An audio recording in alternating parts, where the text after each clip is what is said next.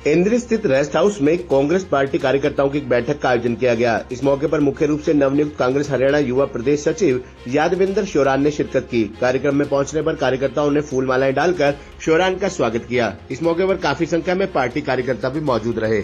पत्रकारों से बातचीत करते हुए यादविंदर श्योरान ने कहा कि पिछले 10 वर्षों से केंद्र में प्रदेश में भाजपा की सरकार है, लेकिन बेरोजगारी चरम सीमा पर होने के कारण युवा विदेश जा रहे हैं। मैं बताना चाहता हूं कि कांग्रेस के राज में अपने विश्वविद्यालय सहित अनेक बड़े बड़े कार्य हुए। अगर इंदिरा की बात की जाए तो शहीद उधम सिंह महाविद्यालय का निर्माण भी कांग्रेस के कार्यकाल में हुआ है। उन्होंने कहा कि भाजपा द्वारा स्कूल बंद किए गए ताकि बच्चे शिक्षा से वंचित रह सकें। आज तकनीकी शिक्षा की जरूरत है। उन्होंने कहा कि वह युवाओं की आवाज को सरकार के सामने उठाने का काम करेंगे, पार्टी की नीतियों को जन जन तक पहुंचाएंगे। मेहपाल जी, पहले तो मैं आपका बहुत बहुत धन्यवाद करना चाहूँगा, आप यहाँ पहुँचे। मैं अपनी पार्टी के शीर्ष नेता लीडरशिप श्रीमती सोनिया गांधी जी, राहुल गांधी जी, हमारे राष्ट्रीय अध्यक्ष मल्लिकार्जुन खड़गे जी, बीवी श्रीनिवासन जी, हमारे इंचार्ज यूथ कांग्रेस के श्री कृष्णाल वारू जी, हमारे प्रदेश अध्यक्ष देवांशु बुद्धि राजा जी और हमारे मेरे बहुत ही सीनियर लीडर जिनकी वजह से मैंने राजनीति शुरू की, मेरे बहुत ही अजीज और बड़े भाई माननीय सांसद देवेंद्र हुड्डा जी, चौधरी भूपेंद्र सिंह हुड्डा जी और मेरे बड़े भाई प्रदीप नरवाल जी, एआईसीसी सचिव और यूपी के सह प्रभारी, जिनकी वजह से आज मुझे जिम्मेवारी मिली है यूथ कांग्रेस के प्रदेश सचिव की। सभी से पहले तो मैं उनका सबका धन्यवाद करना चाहूँगा। और मैं यहाँ पर पहुँचे मेरे सभी मित्रगण, मेरे परिवार के लोग सारे, सभी का धन्यवाद करना चाहूँगा जो यहाँ पर मुझे आशीर्वाद देने के लिए पहुँचे हैं।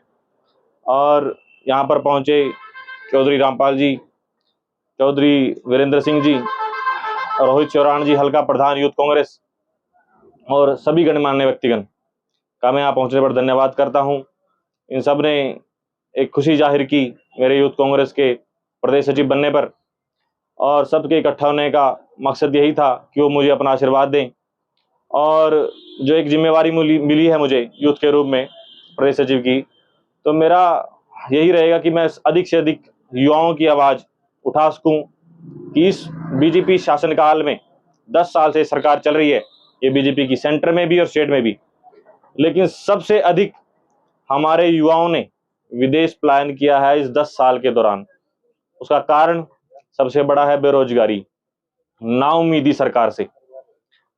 ये सरकार ये कहती है कि कांग्रेस ने 57 साल के अपने राज में क्या किया।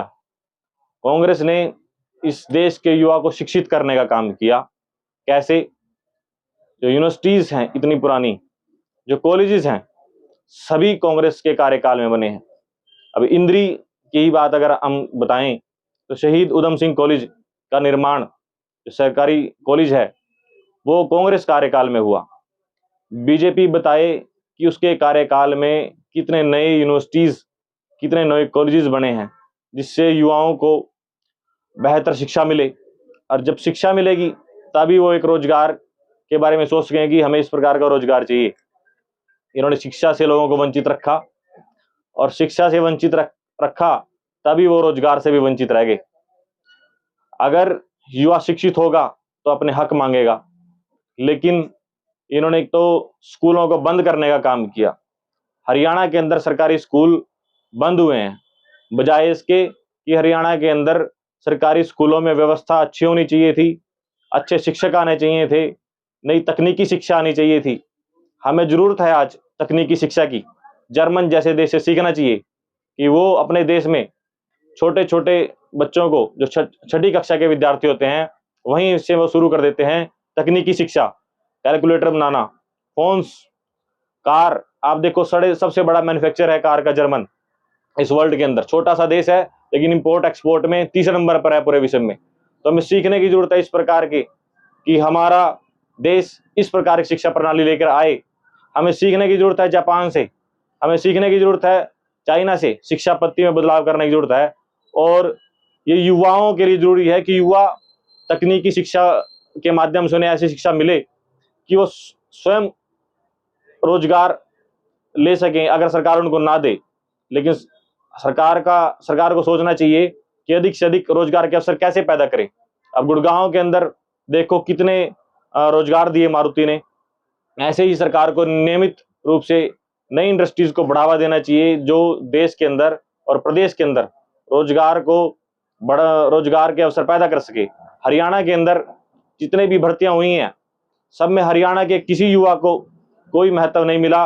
बाहर से यूपी से लोग एसडी उन्होंने लगाए, अन्य भर्तियों में उन्होंने यूपी के लोगों को लगाया।